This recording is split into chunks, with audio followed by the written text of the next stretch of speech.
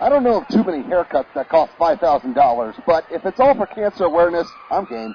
Actually, half of the money went to help cover the medical expenses of a Wheatland area resident who has a brain tumor.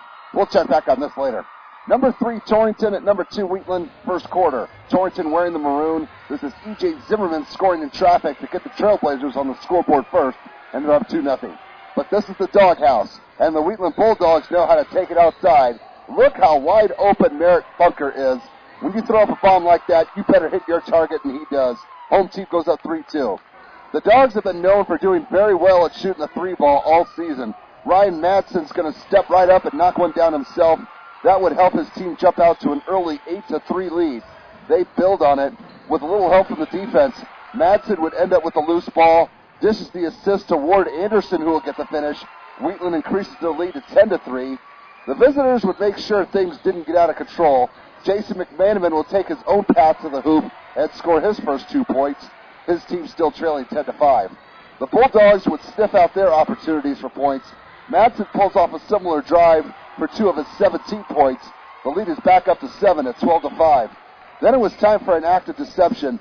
Madsen draws the D in, kicks it out to Anderson, who will let it fly from the corner, and that was a thing of beauty. Wheatland enjoying its biggest lead of the game at 15-7. Sometimes you got to fight fire with fire, and that's what the Trailblazers decided to do. Murphy's in the corner, doing what the bad boys do. That got things a little closer. It's 15-12. They weren't done. McManaman will launch one from NBA range. Hello. Torrington with an 8-zip run to end the first quarter, and we have a tie score at 15 points apiece. Let's see how our haircut is going. Just a little off the top. Okay, we'll be back. Second quarter.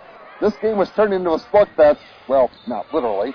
Bunker's going to throw up another missile and gets an earth-shattering kaboom. Bulldogs go back up 18-15.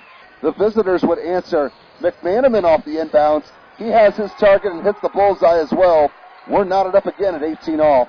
Wheatland would show that big things can come in small packages.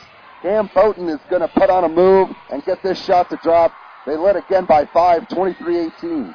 As for the defending state champs, they preferred to make big plays and didn't matter who did it. Murphy strikes again from his favorite spot.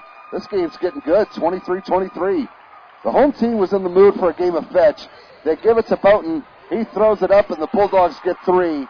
They would take the lead going into halftime, 28-26. Let's check it again with our customer. Well, they're not messing around. Every piece of hair on his head is going bye-bye, except for the goatee. The crowd let him keep that. Third quarter, Torrington got a little sneaky on this play. Luke Eddington with the sweet assist pass to McManaman, who will get the bucket. He led all scorers to 22. This game is tied again at 28. Wheatland would find themselves down by 2 until someone threw Bunker a bone, and like all good dogs, he would bury it. Bulldogs go back up by a count of 31-30.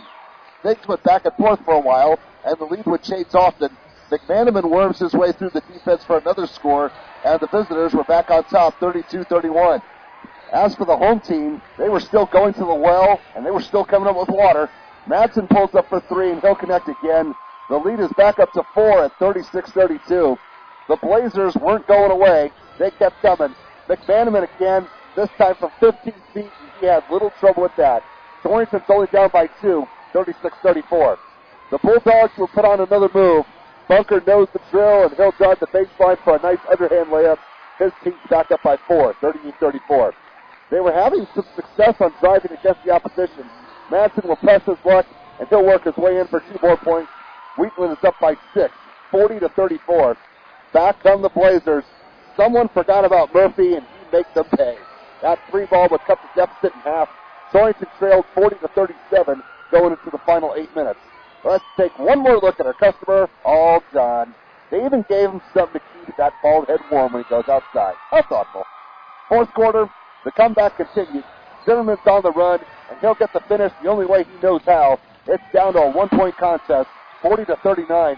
Wheatland would make another trip to the well, but this time they were coming up empty, and that would spell trouble. Thankfully, Regan Smith was there for the putback, but that was the only field goal for the home team in the quarter.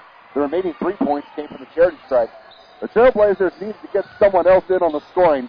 We haven't seen Luke Eddington in quite some time.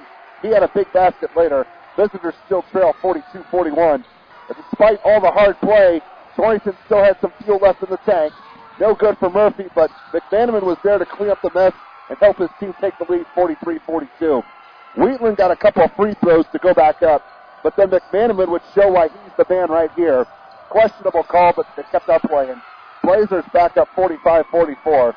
Time is starting to run out, and both teams need a basket. This was not the play that Torrington originally drew up, but Eddington will cash in when it mattered. He only had 4 points, but those two were big. It's 47-45 in favor of the visitors. About 10 seconds to go. Wheatland needs something. Madsen is stuck behind the double team. He's got to get rid of the ball, and Zimmerman was waiting on it. The Bulldogs would try a Hail Mary with 1 second left, but to no avail. Torrington's able to get out of town with a 47-45 win.